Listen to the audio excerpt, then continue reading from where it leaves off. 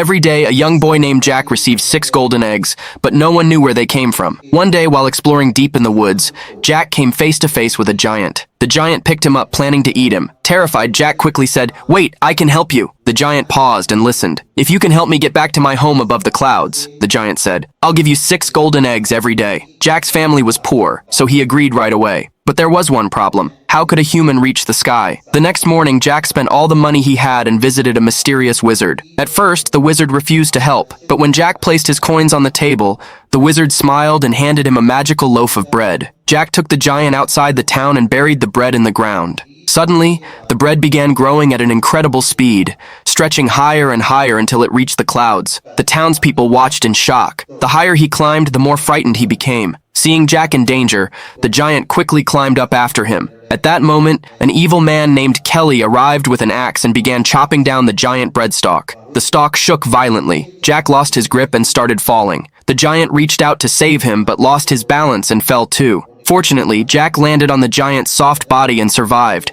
Moments later, the giant breadstalk crashed to the ground, trapping Kelly underneath it. The townspeople rushed over, but the stalk was too heavy to move. Then the giant stepped forward and, despite everything Kelly had done, saved his life. That's when everyone realized the giant was kind and meant no harm. When the villagers learned that the giant wanted to return home, they planted another magical loaf of bread. Soon, a new giant breadstalk grew toward the clouds. Jack sadly said goodbye to his friend, and the giant handed him a golden egg as a farewell gift. The giant climbed the towering stalk and returned to his world above the clouds.